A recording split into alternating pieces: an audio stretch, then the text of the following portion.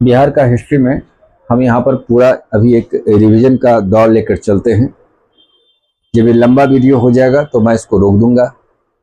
आपको भी लगेगा कि जहाँ पड़ाव डालना है वहाँ पर मैं रोक दूंगा। इसी प्रकार से रिवीजन चलता रहना चाहिए। इस चैप्टर के भीतर कितना समय दें जिससे हम पूरा क्वेश्चन पीटी फैक्ट्स को पूरा निकाल लें। क्या चीज़ मुझे पढ़ना होता है, क्या चीज़ मुझे छोड़ना होता है, ये भी जानने का काम करिए। आप देखिए किताब में पढ़े होंगे, वो किताब में लंबी बात सब लिखी गई है, लेकिन बहुत बात ऐसा है कि एज ए स्टूडेंट्स हमें नॉलेज रखना चाहिए, लेकिन एग्जाम की बात नहीं होती है। एग्जाम में वही डेट बिहार एक व्यवस्था से आता है जहां से कोई ऐतिहासिक, प्रशासनिक, गुड गवर्नेंस की धारा की प्रस्फुटन होता है, वह क्वेश्चन आपका है। ये तीन शब्द को यदि आप ध्यान में रख लें तो आप आसानी से इस बिहार की तथ्य को समेट सकते हैं या मॉडर्न हिस्ट्री की बात को समेट सकते हैं। यहाँ देखिए, तबकाते नसरी। तबकाते नसरी के लेखक कौन है, सीधा पूछा जाता है। तबकाते नसरी लेखक कौन है? मिनहाज उस सिराज। तो मिनहाज उस सिराज, ये सिराज साहब फारसी भाषा के बहुत बड़ा उम्दा विद्वान थे और इन्होंने इसी पुस्तक में लिखा था, जब उन्होंने बिहार के बारे में सोचा, समझा, भ्रमण किया, उसके बाद एक शेर लिखा। हो शेर फारसी भाषा में ही है। वक्त स्वीदर अत खजाना आयद रस्त चुन बुत परस्त सुई बिहार। दरअसल फारसी और उर्दू में विहार और बहार एक ही रूप में लिखे जाते हैं, उसको समझे भी जाते हैं। ये बहार आता है जो सर्वत्र उपलब्ध हो, सब कुछ उपलब्ध हो, उसकी मानसून, उसकी जलवायु, उसकी उर्वर भूमि, वहां ज्ञान, ये सब कुछ इस प्रांगण में मिलता था। बहुत सारे धर्म गुरु यहीं पर जन्म लिया, उनके ज्ञान आज भी चिरस्मरणीय है और ज्ञान को शीट करके एक भारतीय व्यवस्था को, जनमानस को जोड़ता है।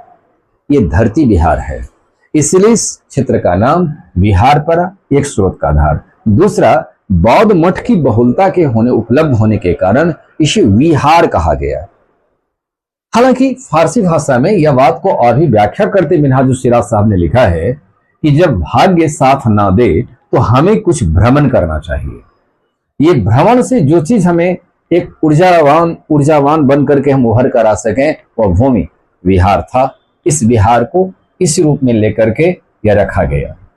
जलवायु ऐसी थी कि लग रहा था कि यहाँ बसंत ऋतु है, तो बसंत ऋतु का राजा है। यहाँ मैंने जलवायु बसंत के साथ इसकी तुलना किया है।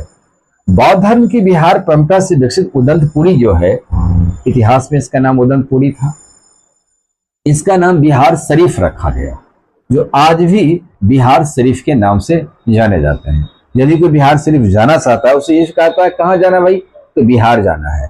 ये बिहार शरीफ को लोग बिहार के नाम से जानते हैं। यह पूरा क्षेत्र, जो जलवायु, उसकी भौगोलिक व्यवस्थाएं, ज्ञान की जो व्यवस्थाएं थी, ये जहां तक इस भूगोल के भीतर आया वह क्षेत्र बिहार बन गया। ठोस प्रशासनिक ढांचा देने का काम शेरशाह सूरी ने किया था, जो 1540 में बिलग्राम कन्नौज के युद्ध में हुमायूं को पराजित किया और शेरशाह सूरी ने अपने आप को सुल्तान घोषित किया। यहाँ आपके जो पटना सिटी का एरिया है, वहां पर उन्होंने दुर्ग बनाया और 1541 में इस प्रदेश का नाम, राजधानी पटना को पटना रखा। 1 करोड़ की लागत से फिर अजीब मुशान ने मुगल काल में अजीमाबाद नाम रखा। अजीमाबाद आज भी पटना सिटी में कुछ मोहल्ला का नाम अजीमाबाद है। 1707 तक यह प्रांत बिल्कुल एक प्रांत बना रहा था, अपने बिहार अपने अस्तित्व के साथ था। लेकिन औरंगजेब के निधन के बाद मुगल साम्राज्य डाउनफॉल ऑफ मुगल एम्पायर के दौर में आ गया।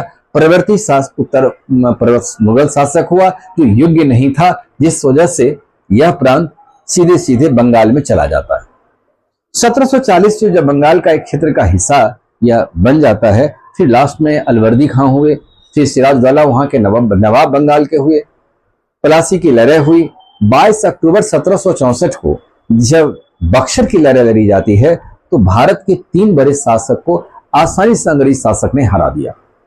ब्रिटिश इंडिया कंपनी का नेतृत्व हेक्टर मुंडो कर रहे थे, जिसके पास मात्र 10,000 सेना था, लेकिन अत्याधुनिक शैली से सुसज्जित था। और यहाँ की सेना को आसानी से पराजित करने में सफल हुआ। 12 अगस्त 1765 को इलाहाबाद संधि होती है। बंगाल, बिहार, उड़ीसा की दीवानी अधिकार कंपनी को मिल जाता है और निजामत का अधिकार किसको मिलता है? नवाब को मिलता है। अब है कि राजा राम मोहन राय इसी क्षेत्र में पटना में आकर के मुस्लिम धर्म ग्रंथ का अध्ययन करने पटना आए थे। शाहाबाद में मुंशी प्यारेलाल ने दहेज प्रथा की समाप्त करने के लिए अंजुमन हिंद शैक्षिक संस्था की स्थापना किया। पहली बार समाज सुधार के क्षेत्र में भी एक कदम उठाया गया कि दहेज मुक्त व्यवस्था होनी चाहिए। उसकी शाखा पटना, गया, सारण, चंपारण और मुजफ्फरपुर में खोला गया था। ये पहली बार इस शाहाबाद के मुंशी प्यारेलाल का योगदान था। फिर 1889 में सबसे पहले कायस्थ सम्मेलन हुआ।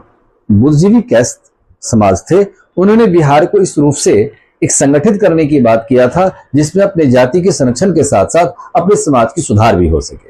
फिर 1898 में प्रथम भूमिहार सम्मेलन हुआ। जातिगत सम्मेलन बिहार से ही शुरुआत हुआ। फिर आज हमारे राजनीतिक भाषा में कहिए कि जातिगत सम्मेलन भी होता है। जो यह जातिगत सम्मेलन उस समय एकता, सामंजस्यता और समाज सुधार के लिए किया गया था, लेकिन कालांतर में राजनीतिकरण हो जाने के कारण से यह व्यवस्था नक्सलवाद का भी रूप कभी ले लिया। अब यहाँ ये सच्चिदानंद सिन्हा के बारे में इतना ही चीज को समझना है कि सच्चिदानंद सिन्हा जब लॉ के एजुकेशन लेकर के पटना आए थे तो वो अपने, इससे पहले भी आप कहाँ रहते हैं तो अपने निवास स्थल के बारे में वो बिहार के बारे में ही बताता था, इंग्लैंड में ही बताते थे। लेकिन लोगों को आश्चर्य होता था कि बिहार तो कहीं प्रांत है नहीं, आप हमें नक्शे में दिखा दीजिए। ये बात उन्हें काफी ये हंट किया था, बिहार प्रदेश क्यों नहीं है। जब पटना रेलवे स्टेशन में उतरे थे तो वहां पर बंगाल पुलिस देखे, ये बंगाल का एरिया में आता था। उन्हें लगा कि बिहार के क्षेत्र में बंगाल का पुलिस क्या कर रही है। तो ये बिहार प्रांत बनाने के लिए महेश नारायण से मिले, बिहार टाइम्स के संपादक थे, और दोनों मिलकर के एक आधार बनाया। फिर इनका साथ समय और वक्त के आधार पर मुस्लिम नेताओं ने, जिसमें मजरुल हसन, मजरुल हक, हसन इमाम जैसे नेता ने साथ दिया था। सच्चिदानंद सिन्हा ने 1904 में अपनी इस विश्व व्यवस्था को हिंदुस्तान रिव्यू में लिखा, the partition of the lower provision and provincial proposal, एक आर्टिकल लिखा था। इसी आर्टिकल को बड़े चाव से पढ़ा गया था। जो महेश नारायण ने इसी पर फिर से एक आर्टिकल लिखा और इसी को एक बुकलेट बना करके बिहार और इंग्लैंड में इसका वितरण किया गया था। उसके बाद यह शब्द पहली बार अवधारणा में आया कि बिहार एक प्रांत के रूप में होना चाहिए। बंगाल विभाजन 1905 में 16 अक्टूबर 1905 को लॉर्ड कर्जन कर चुका था, लेकिन 1911 में जब दिल्ली दरबार का आयोजन करने की बात हुई थी उसमें यह लिया गया था निर्णय कि बिहार विभाजन, बंगाल का विभाजन तो होना चाहिए लेकिन एक नया रूप में जरूर आएगा। अंततः शिमला में सम्मेलन होती है और शिमला सम्मेलन के बाद जो निर्णय ली गई कि बंगाल से अलग कर दिया जाएगा बिहार उड़ीसा को। बिहार और उड़ीसा 1 अप्रैल 1912 को यह स्थापित हो गई।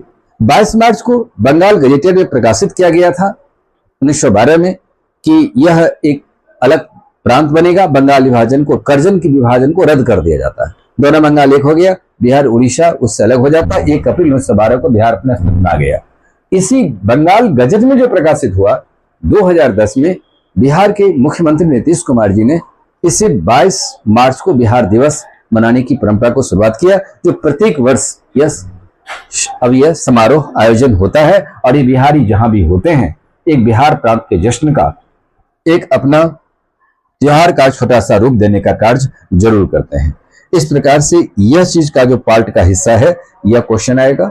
दूसरी बात, 1909 में पार्लियामेंट में सुधार हुआ था। इसमें विधान परिषद ने 4 महाराजा को हराए थे, रामेश्वर महाराज और जो महाराज दरभंगा होते थे, रावणेश्वर सिंह गिद्धौर महाराजा, मनिंद्र चंद्र प्रद्धौत काशी बाजार के चीफ थे और कुमार टैगोर, इसको हरा करके ये इस परिषद में शामिल हुआ था। यही से बिहार का एक जीवंतता, एक प्रांतीय व्यवस्था की संरचना के रूप में सच्चिदानंद सिन्हा एक ऐसे विभूति बिहार के हुए जिन्होंने बिहार प्रदेश को गठन करने का फैसला किया। हालांकि इसके पूर्व के इतिहास में यदि जाते हैं तो एक पीटी का क्वेश्चन देखिएगा कि दशहरी की छुट्टी में यानी कलकत्ता बिहारी क्लब जो था उसके मंत्री राजेंद्र प्रसाद जी थे, तो वो बिहारी छात्रों को संबोधन किया था।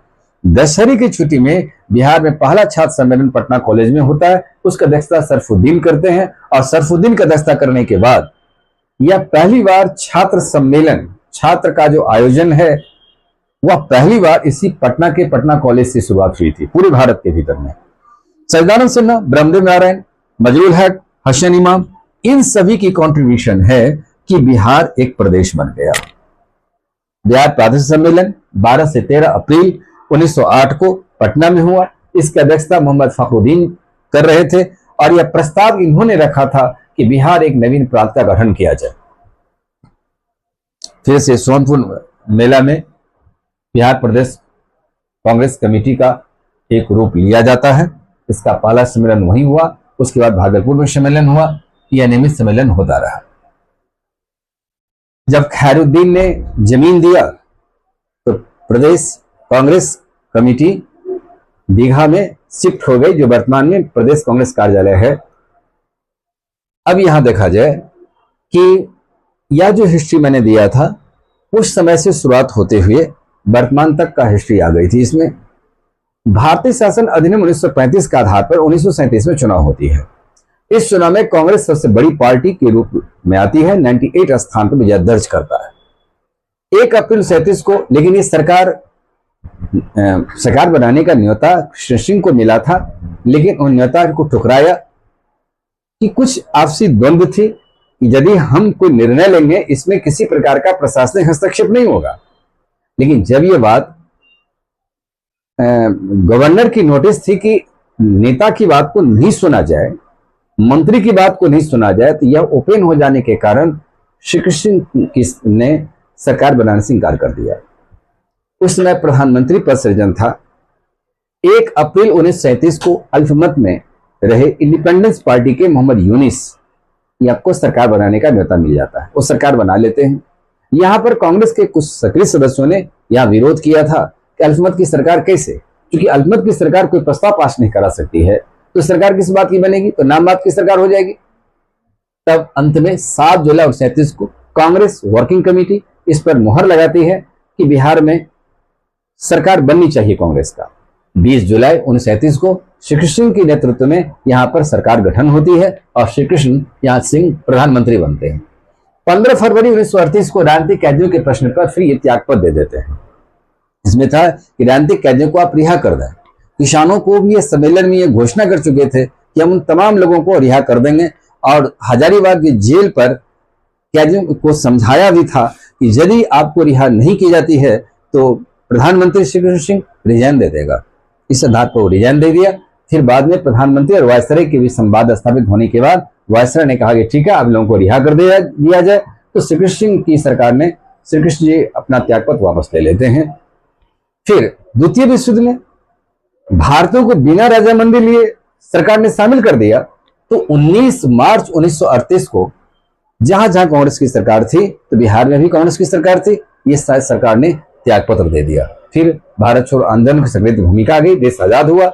40 में फिर चुनाव होती है, लेकिन जब देश आजाद हुआ तो 1952 में चुनाव होती है। यहाँ पर 331 विधानसभा सीट था इलेक्टेड और एक आंग्ल भारतीय सदस्य को स्थान दिया गया था, यानी कुल 332 सदस्य हुआ, लेकिन इलेक्शन 331 सदस्य के निर्वाचित होने की बात रखी गई। फिर 1956 में जब स्टेट रेडी ऑर्गेनाइजेशन बनाया गया था और बिहार का कुछ क्षेत्र बंगाल को दे दिया गया, तो बंगाल को देने के बाद यहाँ सीट कम जाता है, 318 सदस्य विधानसभा निर्वाचित क्षेत्र रह जाता है। फिर 1972 में जब नवीन परिसीमन कायम किया गया था, नवीन परिसीमन में इसकी संख्या 324 विधानसभा हो गई। फिर 15 नवंबर 2000 को जब बिहार से झारखंड अलग हो जाता है, बिहार का 18 जिला झारखंड के क्षेत्र में चला जाता है, तो विधानसभा की सीट यहां से फिर कम हो गई, तो वर्तमान में 243 है, तब से 243 चल रहा है।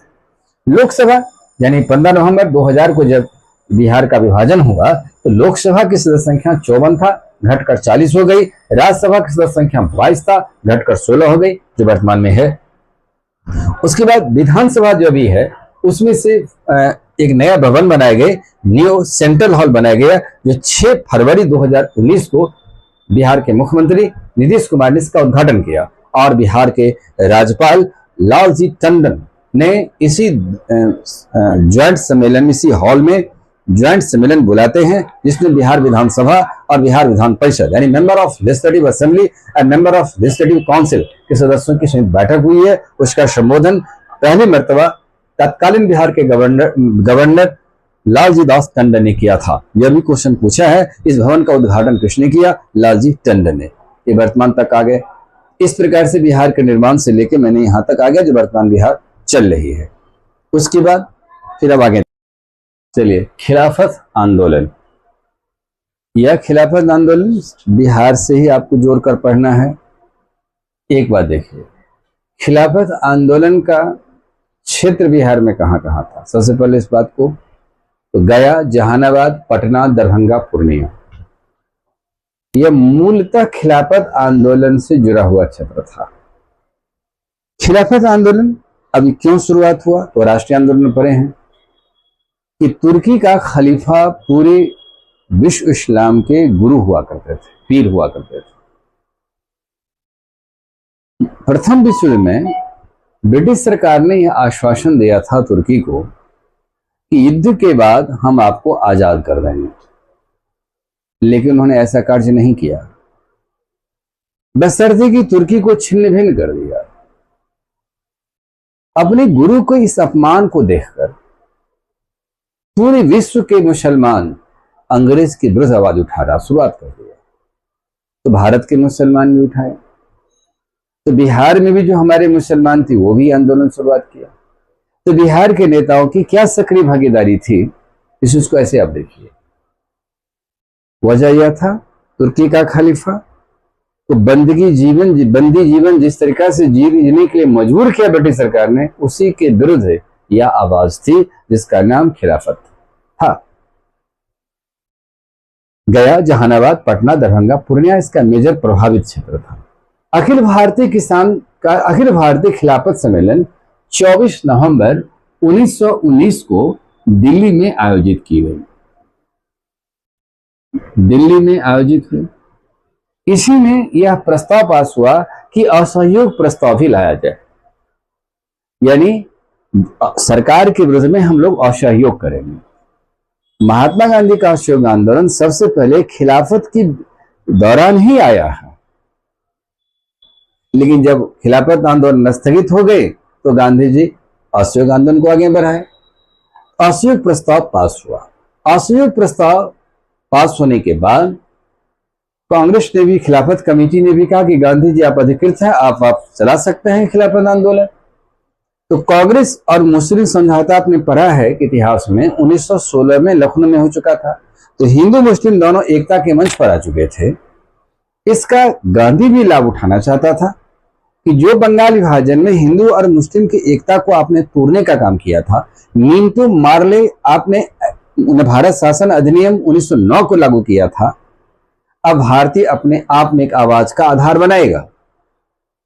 अब्दुल रहीम ने इसमें शरीक होने की बात कहा था। मोहम्मद अली तथा शौकत अली, अब्दुल रहीम जो थे वो बिहार में सभी मुसलमानों से अपील किया था कि आप खिलाफत आंदोलन में शामिल होइए। पहला आवाज बिहार में उठाने वाला अब्दुल रहीम साहब थे। उसके बाद मोहम्मद अली तथा शौकत अली खिलाफत आंदोलन को प्रारंभ किया, पर ये मूल नेता थे।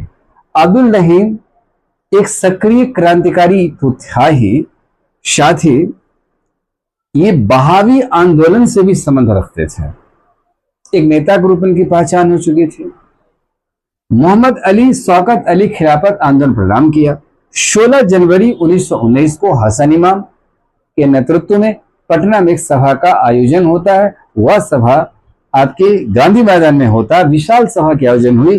अंजुमन इस्लामिया हॉल में मोहम्मद मौलाना शाह रशील हक अध्यक्ष थे। इस सम्मेलन में हसन इमाम और राजेंद्र प्रसाद भी बैठक में शामिल हुआ था, जो अंजुमन इस्लामिया हॉल जो अशोक राजपथ में है, इसी हॉल में हुआ था। तो मौलाना शाह रशील हक का नाम को हसन इमाम ने प्रस्ताव रखा कि इस सभा का अध्यक्षता मौलाना शाह रशील हक साहब करेंगे। राजेंद्र प्रसाद ने इसका समर्थन कर दिया, क्योंकि जब कोई सभा बनती है तो इसका नाम, एक अध्यक्षता का प्रस्ताव रखा जाता है, उसका समर्थन कोई वरिष्ठ व्यक्ति करते हैं, तो वरिष्ठ व्यक्ति में राजेंद्र प्रसाद किया।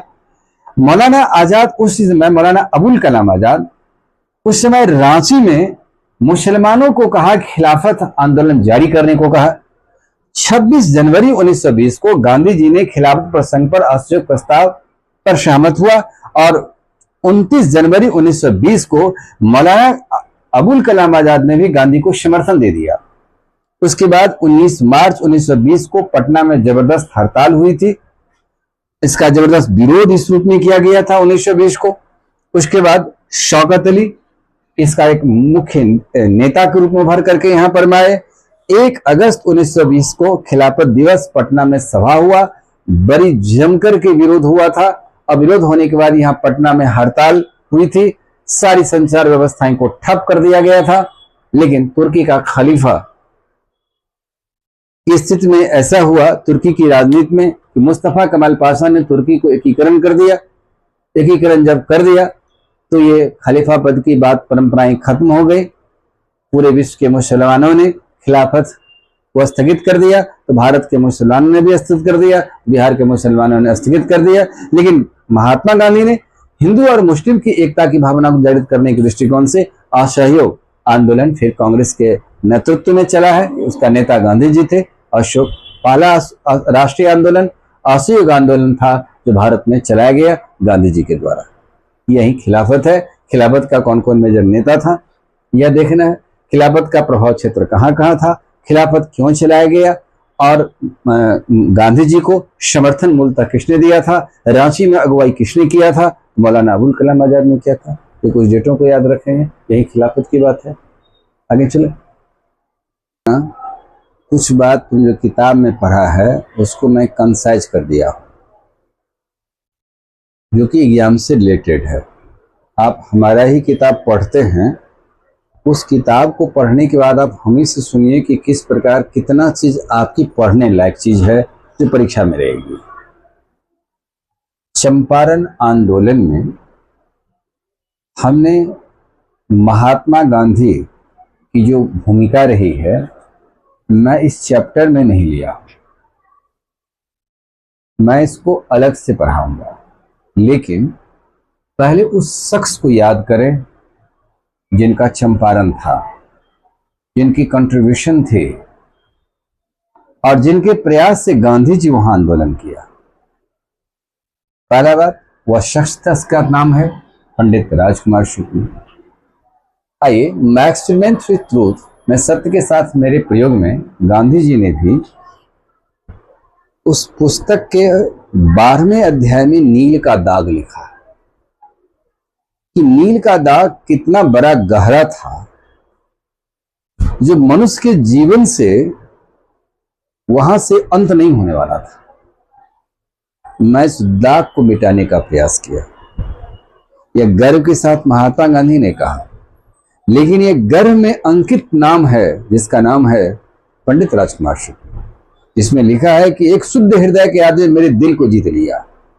नील के दाग के चैप्टर में गांधी जी ने स्ट्रिंग लिखा है।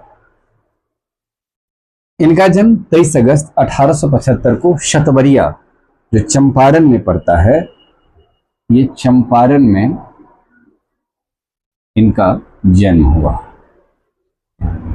ये 2 शादियां किए थे। पहली शादी से कोई संतान नहीं हुआ। दूसरी शादी किया कुंवर नाम की महिला से, लड़की से, उसे 3 पुत्री हुआ। इन्हें पुत्र नहीं था। इनका वंशज आज भी चंपारण में है। पिता का नाम कोलाहल शुक्ल था जो सिवान से आते थे।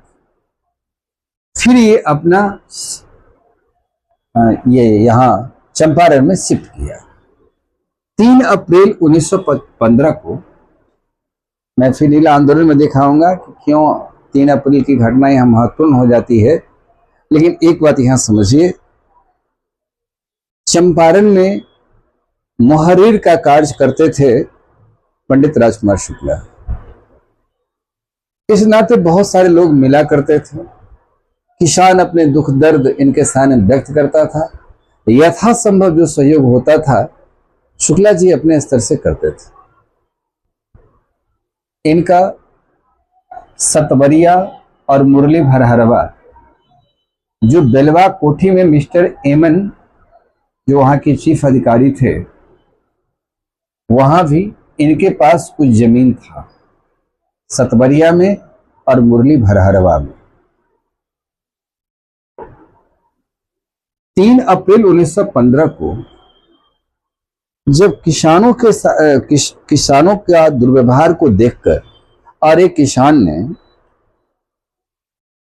के ऊपर जो यातनांक दिया था अंग्रेज अधिकारी, जब उसका विरोध किए शुक्ला जी, तो एक ईख का डंडा लेकर उनके ऊपर में हमला किया था। इन्हें एक अपमान महसूस हुआ था। उसी दिन उन्होंने प्रण किया था, चंपारण से ये नील की व्यवस्था को नष्ट करेंगे, जब तक नहीं करेंगे सांस नहीं लेंगे।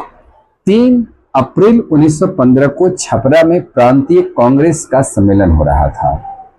इसी सम्मेलन में ब्रजकिशोर प्रसाद जी के माध्यम से यहां प्रस्ताव रखा गया कि चंपारण में नीले किसानों के साथ बड़े जुल्मी सितम ढाए जा रहे हैं, चारों ओर से सरकार शोषण कर रही है, 3 कठिया प्रथा के तहत नील की खेती करना अनिवार्य कर दिया गया है, इससे भूमि की बंजरता भी होती है, किसानों को कुछ मिलता नहीं है। इस बात को लेकर प्रांतीय कांग्रेस कमेटी ने कहा कि यह किसी एक क्षेत्रगत मुद्दा है, यह प्रांतीय कांग्रेस कमेटी इस पर कोई विचार नहीं करेगी। यह कह करके इस प्रस्ताव को हटा दिया। यदि बिहार प्रदेश कांग्रेस कमेटी यहीं पर इस प्रस्ताव को स्वीकार करता कि हाँ ये गंभीर समस्या है, तब तो सीधे कांग्रेस अखिल भारतीय कांग्रेस के पास पहुंचता। तो अब ये प्रस्ताव यहीं से खत्म हो गई तो कांग्रेस सम्मेलन में जाएगा नहीं। लेकिन ब्रजकिशोर प्रसाद ने राजकुमार शुक्ला जी को कहा, कांग्रेस का सम्मेलन होने वाला है, हम लोग डायरेक्ट उसी सम्मेलन में रखेंगे। तो ब्रजकिशोर प्रसाद और गांधी जी के साथ मित्रता थी। तो उन्होंने क्या किया, गांधी जी को बताया कि गांधी जी इस प्रकार की समस्या चंपारण की जनता झेल रही है, आप इस प्रस्ताव को कांग्रेस के मंच पर लाइए। गांधी ने कहा कि देखिए, आप जो हमें बताएंगे उसको फिल्टर करके हम बोलेंगे, तो हो सकता है कि यह समस्या यही के यही रह जाएगा, लेकिन आप जितनी बात हमें समझाए हैं, इससे एक गंभीर समस्या के रूप में हम यहां महसूस कर रहे हैं। ऐसा करिए कि पंडित राजकुमार शुक्ला ही कांग्रेस के मंच पर बोले, अब मैं बोलने का समय दिलवा देता हूं। तो यह बात कांग्रेस खुद भी समझ जाएगी। ये कांग्रेस में जितने भी हम लोग विभिन्न क्षेत्रों से आए हैं, इसे गंभीरता से लेगी। राजकुमार शुक्ला पहला किसान नेता था जो किसान नेता हुआ जो कांग्रेस के मंच को संबोधन किया है, और पूरी बात उन्होंने रखने के बाद कांग्रेस कहती है कि गांधी जी आप वहां जाकर के देखें कि क्या और किस प्रकार की समस्या का समाधान का रास्ता फिर ढूंढने का काम आप हमें अगली सम्मेलन तक रखें। यह रिपोर्ट इन कांग्रेस को आप पहले ही व्यक्त करेंगे। तो गांधी जी अधिकृत हो गए। तो जब लखनऊ रेलवे स्टेशन पर सबके सब आए, विभिन्न दिशाओं से अब आप लोगों को जाना है, तो ब्रजकिशोर प्रसाद सामने में खड़े पंडित राजकुमार शुक्ला जी के सामने में कहा कि सर आप आएंगे गांधी जी, आप चंपारण पधारिए। उन्होंने कहा कि मैं आश्वस्त करता हूं कि मैं चंपारण आऊंगा। उसके बाद वो चले गए अपने आश्रम, साबरमती आश्रम। कुछ दिन गुजर गया तो फिर पहला लेटर लिखा पंडित राजकुमार शुक्ला ने, और वो पहला लेटर लिखते हैं 27 फरवरी 17 को। लेटर लिखा, मैं आपको पूरा उस बात को दोहराना चाहता हूं जिन्होंने आपने हमसे वादा किया था। चंपारण की धरती पर सारे 19 लाख लोगों की स्थितियां बहुत कष्टमय है, और आपके चरण का दर्शन यहाँ के लोग करना चाहते हैं, ताकि यहाँ के रजकन से यहाँ के लोगों का जो समस्या है उद्धार हो जाएगा। पंडित राजकुमार शुक्ल ने इस याद दिया। तो फिर वहां से एक टेलीग्राम देते हैं कि मैं कलकत्ता जा रहा हूं, कलकत्ता में मिलो। लेकिन जब तक ये कलकत्ता गए तब तक वहां से गांधी जी निकल चुके थे। यह क्रम दौड़ जारी रही। फिर बाद में आया कि मैं फिर कलकत्ता में जाऊंगा, कलकत्ता में राजेंद्र प्रसाद जी सम्मेलन में भी थे। देखिए, राजकुमार जी ने ना तो राजेंद्र जी को बताए थे और ना ही गांधी जी को इस प्रकार की संज्ञान हुई कि राजेंद्र बाबू को हम बोलें। राजेंद्र बाबू पूरी अपने निजी काम से चले गए। फिर वह बैक होकर के पटना पहुंचते हैं। महात्मा गांधी 10 अप्रैल 1917 को सबसे पहली बार ये बिहार की धरती पर कदम रखा और ये पटना पहुंचा। जो पटना रेलवे स्टेशन में यह आप बीच बीच में देखते होंगे प्रचार होता रहता है कि महात्मा गांधी भी यहाँ आए। वो दृश्य भी आपको शीशे की में भरी हुई फोटो के रूप में दिखाया जहाँ गांधी जी रेल से उतर रहे हैं। 10 अप्रैल 1917 पटना पहुंचा। उसके बाद वो बंदर बगीचा जाते हैं। राजेंद्र बाबू के आवास पर राजेंद्र जी आए नहीं थे। तब उन्होंने स्मरण आया कि मेरा एक दोस्त जो लॉ के एजुकेशन के लिए लंदन में था और वह था मजरूल हक। मजरूल हक को लेटर दिए। लेटर से फिर वो आते हैं और आने के बाद फिर चंपारण का एड्रेस पूछते हैं। रातों रात वहाँ पहुँचते हैं। वहाँ पर भुवियार ब्राह्मण कॉलेज स्कूल में रुकते हैं। फिर वहाँ के अधिकारियों से मुलाकात करते हैं। गांधी जी चंपारण जाते हैं। जब मैं सिर्फ इसमें इस चैप्टर के भीतर मैंने राजकुमार शुक्ला को भी एक्टर बनाया है, हीरो बनाया है, तो आप राजकुमार शुक्ला की बात को समझिए। चंपारण में गांधी जब प्रवेश करें तो गांधी जी मेन हीरो हो जाएंगे। उनके आधार पर क्या क्वेश्चन बन सकता है? अब राजकुमार शुक्ला से अभी तक कोई क्वेश्चन पूछा नहीं गया है, तो चंपारण में कहीं न कहीं क्वेश्चन रहती है। जैसे बत्तख मियाँ के बारे में आ गया था, इसी प्रकार से मैंने राजकुमार शुक्ला जी के बारे में बताने रहा हूँ कि 10 अप्रैल को 17 को पटना दोनों उतरते हैं और फिर वो मुजफ्फरपुर गए और मुजफ्फरपुर से फिर वो मोतिहारी जाते हैं। जिस मोतिहारी मुनि के समान मोतिहारी को आज बाबू धाम के नाम से जाना जाता है। गांधी जी जब मोतिहारी में रुके, पंडित शुक्ला को यह पता था अब यहाँ के लोगों का जीवन उद्धार हो जाएगा। तो शुक्ला जी हर राहगीर से संवाद किया कि गांव तक मैसेज कैसे जाएगा। उस समय तो इतना बड़ा संचार व्यवस्था थी नहीं, तो हर राहगीर को बोलते थे कि देखो तो अपने गांव में जाकर के सूचना फैला देना कि एक महात्मा जी आए हैं, महात्मा के दर्शन से सारी समस्या खत्म हो जाएगी। ये दवानल की तरह चंपारण फैल गया। कई मीलों की दूरी की यात्रा करके गांधी के दर्शन के लिए बेताब हो गया था। वहां के लोग कितना शुद्ध हृदय के आदमी थे। फिर गांधी के साथ इन्होंने हर वक्त रहा। यही गांधी को सबसे पहले महात्मा शब्द को इंगित किया है। चंपारण में गांधी यकीनन महात्मा भी बन जाते हैं। जहां पर महात्मा बुद्ध ने राशि ड्रेस को त्यागा था, यह सूचना जब गांधी को मिला कि हमें भी ये ड्रेस त्याग देना चाहिए, और वहीं पर एक महिला को स्नान करते देखा। एक महिला आधी कपड़ा पहनी हुई है, आधी कपड़ा सुखा रही है। वो सूखेगा तब वो स्नान करेगी, तब घर जाएगी। यही गांधी ने सोचा कि इतनी कपड़ा की कमी और इतनी भारत में गरीबी, एक महिला के तन पर वस्त्र नहीं है। और गांधी यकीनन एक ही वस्त्र में अपना जीवन जीने का फैसला लेते हैं। फिर मद्रास में जाकर वो उन्होंने एक ही वस्त्र पहनना शुरुआत कर दिया, तो जीवन भर गांधी एक ही वस्त्र पहनते रहे। यह था कि हम यदि 2 वस्त्र पहनेंगे किसी एक का हक छीना जाएगा। तो पहले तो वस्त्र सबका शरीर पर होना चाहिए। इसलिए गांधी जी जिंदगी भर सूत काटते रह गए कि अपने जितना हम कपड़ा पहनते हैं उतना सूत काट करके हम उतना कपड़ा ग्रहण करें। 10 नवंबर 17 को पंडित शुक्ला यानी 18 अक्टूबर 1917 को तिनकठिया प्रथा समाप्त हो जाता है। जब चंपारण एग्रीगेशन कमेटी की रिपोर्ट आती है, और उस एग्रीगेशन कमेटी में गांधी भी सदस्य थे, और गांधी सदस्य बने, वो बनना नहीं चाहते थे, लेकिन गांधी जी बने उस शर्त पर कि मैं अपने सहयोगियों से परामर्श लेकर मैं अपनी बात रखूंगा। क्योंकि गांधी जी को चंपारण में एक समस्या इस बात की भी थी कि उन्हें भोजपुरी लैंग्वेज की प्रॉब्लम आती थी, उन्हें जानकारी नहीं था। तो पंडित शुक्ला 10 नवंबर 1917 को भीटी हरवा जो गांव था, उस भीटी हरवा में पहली पाठशाला खोली गई। 20 नवंबर से यहाँ पढ़ाई शुरुआत हो गई, जिसमें महात्मा गांधी के पुत्र देवदास गांधी, बबन गोखले, उनकी पत्नी अवंतिका गोखले वहां पढ़ाई शुरुआत किया, जो टीचर की भूमिका में काम किए। उसके बाद दूसरा स्कूल बेलवा कोठी के सामने में खोला गया, जो एमन को बड़ा खटकता था। 1929 में ये इस बीच में बहुत सारी दर्दनाक स्थितियां आई थी पंडित राजकुमार शुक्ला जी के साथ।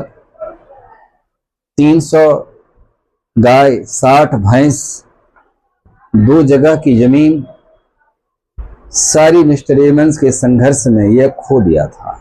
सब कुछ छीना गया, श्वास से भी नीचे बिखर गए, गिर गए। अंतिम दर्शन के लिए साबरमती आश्रम में गांधी जी के पास में जाते हैं, लेकिन गांधी जी नहीं मिलते हैं। तो 20 मई 1929 को मोतिहारी में ही इनका निधन हो जाता है। 54 वर्ष की अवस्था में ये दुनिया को छोड़ के चले जाते हैं। राम बाबू की बगीचा में इनका अंतिम संस्कार किया गया। लोगों ने चंदा उगाही किया था, तब उनकी संस्कार हुई है।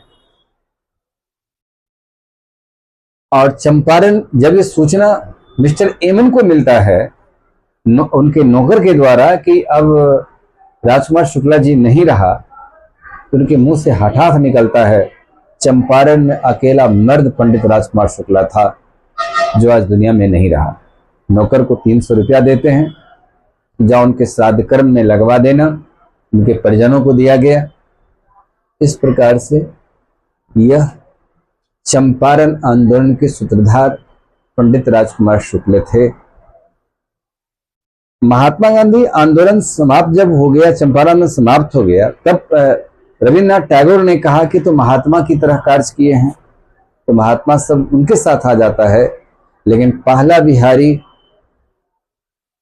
पंडित राजकुमार शुक्ल, जिन्होंने गांधी को महात्मा कहा है। मोतिहारी के एसडीएम ने कहा उन्हें महात्मा, वहां की जनता ने कहा महात्मा। मोतिहारी का एसडीएम को कहा महात्मा जी, आपकी बातों को हमने नहीं समझे। कि महात्मा शब्द उन्होंने भी इंगित किया है। महात्मा के रूप में चंपारण की धरती पर जो प्रसारित हुआ, ये सत्याग्रह आंदोलन था। सत्याग्रह का प्रथम प्रयोग स्थल भारत में चंपारण था। गांधी इस आंदोलन को आजादी की लड़ाई में प्रयोग किया। सत्याग्रह प्रयोग था, इसी सत्याग्रह के बल पर भारत की आजादी होती है। इसलिए गांधी जी को यहाँ पर महात्मा दिया। गांधी को आगे जाकर के लाठी भी बिहारी ने ही दिया है, जो 1934 के भूकंप में दिया। बुधन पासवान ने 102 वर्ष के थे। यह लाठी किसने बनाया था? किसने दिया था?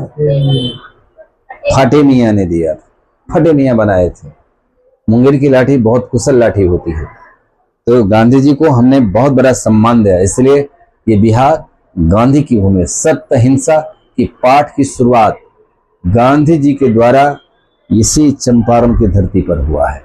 इसलिए चंपारण पूरे बिहार महान है, लेकिन चंपारण की धरती महात्मा बनाता है, सृजन करता है, व्यवस्था को एक अलौकिक रूप प्रदान करता है। और धरती पूरी हिंदुस्तान में से एक धरती, वो चंपारण की धरती। चंपारण सत्याग्रह, और चंपारण सत्याग्रह में इतना देर की भूमिका जो था वह पंडित राजकुमार शुक्ला जी का दिखा रहे थे। अब यहाँ गांधी जी की भूमिका देखिए कि गांधी कैसे चंपारण में प्रवेश करते हैं। गांधी पटना रेलवे स्टेशन पर 10 अप्रैल 1917 को आते हैं, और आने के बाद फिर वो चंपारण की यात्रा पर चले जाते हैं। चंपारण की भूमि में उर्वरता थी। वहां पर सदाबहार नदियां भी हैं, जिससे सिंचाई की सुविधा भी उपलब्ध होता था। वहां की भूमि, वहां एक राजा बेतिया महाराज के अधीन यह क्षेत्र हुआ करता था। बेतिया महाराज कर्ज में चले गए, जिससे ब्रिटिश सरकार ने उस क्षेत्रों में अपने शोषण की दास्तान को आगे बढ़ाने के लिए अपने मंडी की आवश्यक सामग्री को पूरा करने में जुट गया। जहां दक्षिण भारत से मसाला उसको मिल गया, अब यहां पर खास करके नील की खेती जो होती थी बंगाल में होता था, जहां पर सन्यासी विद्रोह हुआ था। भारतीय जो हरिश्चंद्र ने भी नील दर्पण पर किताब लिखे थे, और साधु संतों ने अंग्रेजों के विरुद्ध में हथियार उठाया था। चंपारण की धरती में वही नील की खेती होती थी, लेकिन नील की खेती का कोई विरोध नहीं होता था। भारत में नील की खेती कराने का सरकार का 2 मुख्य लक्ष्य था। यहाँ की भूमि को बंजर कर दिया जाए, जिससे उत्पादन क्षमता कम होगी। और उत्पादन क्षमता यदि कम होगा तो यहाँ पर जो कृषि पर लोग आश्रित है, ये कभी भी अंग्रेज को यहाँ पर हटाने का अभियान नहीं चला सकता। यानी भारत की आजादी की लहर को धीमा भी करना था। दूसरी बात था नील की खेती होने का। यूरोप की मंडी में नील रंग की मांग ज्यादा था, वहां की महिलाएं नील रंग को ज्यादा पसंद करती थी। तो नील की खेती के लिए सबसे पहले चंपारण में, ये 1813 में कर्नल हिकी ने पहली कोठी की स्थापना 12 में स्थापित किया था, और 12 नाम के स्थान पर नील की कोठी है। वहां नील की खेती और शुरुआत हो गई। विधिया महाराज कर्ज में थे, तो कुछ किसान अंग्रेज ही थे जो वहां पर नील की खेती करवाने लगे। सरकार की बड़ी मुनाफा होती थी, और नील की खेती हमेशा उर्वर भूमि में ही होता है, ये कमजोर भूमि में नील की खेती नहीं होता। उसके बाद सरकार ने कोठी को धीरे धीरे बढ़ाया। तुरकोलिया, पिपरा, मोतिहारी, राजपुर, नील कोठी, नील की खेती मैंने राजपुर में यह होने के कारण वहां कोठी में जमा करना पड़ता था। नील की खेती दो प्रकार की मुख्य रूप से वहां थे। एक था जीरात, दूसरा था आसामी वार। जीरात के अंतर्गत हल वैद से सीधे किसान की देखरेख में खेती करवाया जाता था, और आसामी वार में था, आसामी वार में 3 प्रकार की खेती होती थी, जिसमें 3 कठिया जो सबसे अधिक लोकप्रिय था, दूसरा कुर्तौली और तीसरा खुश्की। 3 कठिया में आपके पास यदि 1 बीघा जमीन है तो 3 कट्ठा में की खेती करना अनिवार्य है। यदि इस बार आपने 3 कट्ठा में खेती किया है तो अगला बार दूसरा जमीन पर 3 कट्ठा में खेती करना होगा, क्योंकि उस भूमि पर बार बार फसल नहीं लगा जा सकता था, यानी इतनी उर्वरा शक्ति की कमी हो जाती थी। यदि 3 कट्ठा में आपने खेती नहीं किया, 1 बीघा जमीन है आपका, तो आपको काफी यातना का सामना करना पड़ता था, और इस यातना का सामना करने में जो भी सरकार का जो उस समय में उचित न्याय होता था वो करता था। यानी शोषण की दास्तान की प्रकाष्ठा पहुंचा नील की खेती में। नील की खेती में एक सट्टा होता था जो 20, 25, 30 वर्ष के लिए किया जाता था, यानी आप इस शर्त से बाहर नहीं जा सकते। कुर्तौली के भीतर में खेत या घर को कुछ समय के लिए बंधक रखना पड़ता था। जब आप ऋण चुका दीजिएगा तो फिर आपका खेत और घर हो जाता था। खेत और घर एक बार यदि किसी का उसके अधीन चला जाता था तो फिर उसका वो बंधक से मुक्ति नहीं होता था। नील की खेती एक ऐसी शोषण की दास्तान की कहानी है जो मेरुदंड को तोड़ देता था। न वो व्यक्ति कभी चल सकता है, ठीक उसी प्रकार से आर्थिक मेरुदंड पूर्णतः खत्म हो जाता था। तीसरा था खुश्की, जो पट्टा पर समय के लिए दिया जाता था। इस तीनों में, यानी 3 कठिया, कुर्तौली, खुश्की, इस तीनों में सबसे अधिक प्रसिद्ध 3 कठिया प्रथा थी। 3 कठिया प्रथा से अधिकांश किसान शोषित भी होते चले गए। इसी शोषण की दास्तान की कहानी के बीच में पंडित राजकुमार शुक्ला, जो कि छपरा में प्रदेश कांग्रेस सम्मेलन में मंच पर रखे, लेकिन इसे स्थानीय मुद्दा बता करके आगे इस मुद्दा को नहीं बढ़ाया गया। फिर लखनऊ कांग्रेस सम्मेलन में रखा गया, फिर गांधी जी को वहां पर अधिकृत किया गया। तो गांधी जी आते हैं 10 अप्रैल 1917 को गांधी पटना पहुंचते हैं, और पटना के बाद फिर आंध्राऊ का आवास पर जाते हैं। फिर आवास से फिर किनके आवास पर जाते हैं? वो मजरूल हक, जो उनके एक दोस्त हुआ करते थे लॉ एजुकेशन लेने के टाइम में। फिर उन्होंने ही बताया, जो सिकंदर मंजिल में रहा करते उनके आवास थी, फ्रेजर रोड में है यह, और वहां से फिर वह चंपारण जाने का रास्ता तय करते हैं, जिससे मुजफ्फरपुर के रास्ते जाना था। 11 बजे रात्रि में ये मुजफ्फरपुर पहुंचते हैं, और भूमिहार ब्राह्मण कॉलेज स्कूल के प्रिंसिपल ने उनकी स्वागत विद्यार्थियों के साथ रहे, और वहीं पर रात्रि विश्राम करते हैं। फिर 3 डेट जो मैंने लिखा है, 12, 13 और 16। तो सबसे पहले उन्होंने 11 अप्रैल को, 10 तारीख के बाद रात पहुंच गए मुजफ्फरपुर।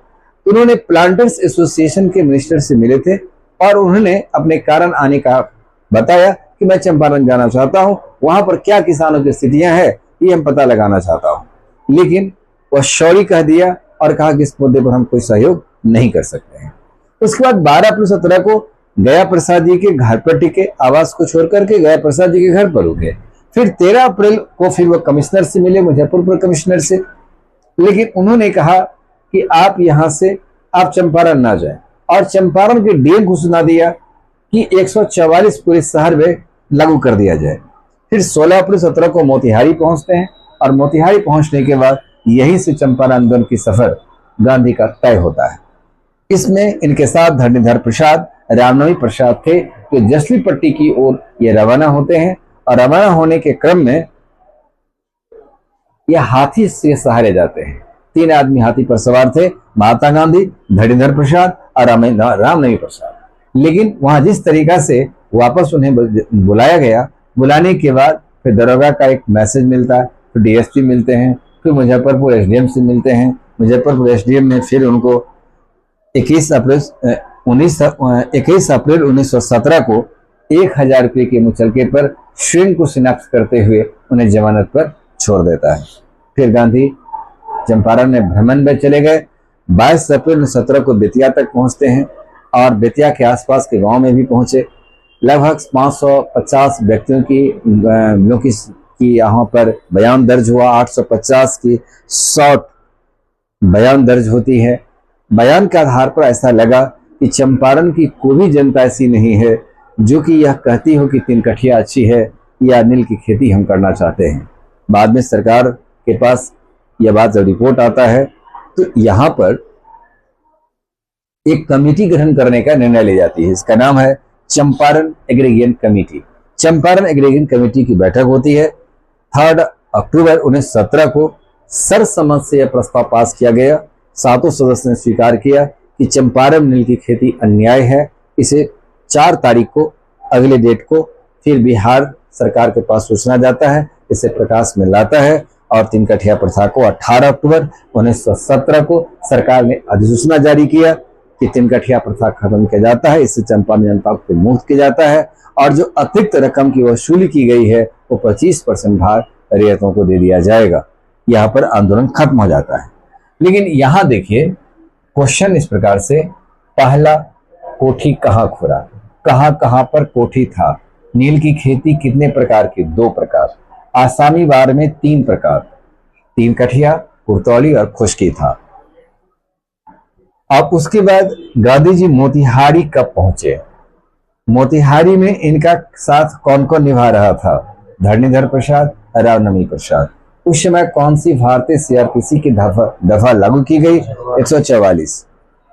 कितने रुपए के मुचलकों पर मुजफ्फरपुर एसडीएम ने उन्हें जमानत दिया था? 101 रुपये पर जमानत पर रिहा कर दिया था। अब आता है इसके कौन कौन नेता गांधी जी के साथ चंपारण आंदोलन में शरीक थे।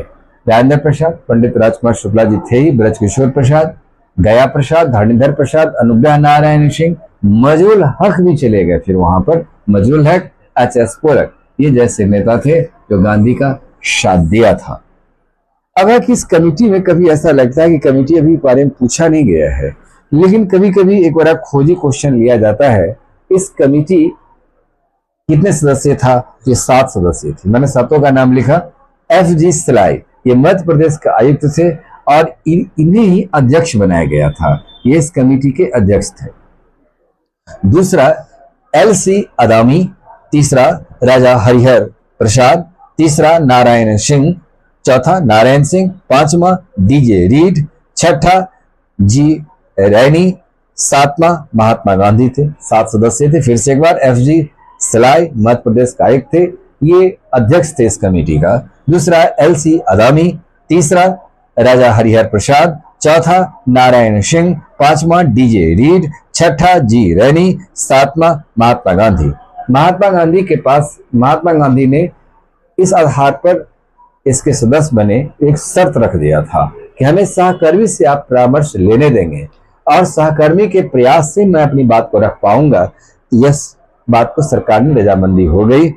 इसी चंपारण में जब सरकारी अधिकारी ने इन्हें वापस बुलाया गांधी से वार्ता करने के लिए, तो उसमें बत्तख मियाँ ने इनका जान बचाया था। जो बत्तख मियाँ मोतिहारी के ही रहने वाले हैं, और वो जान बचाया तो गांधी आगे चंपारण की यात्रा करके आए और सत्याग्रह भारत में सफल प्रयोग चंपारण की धरती से हुआ।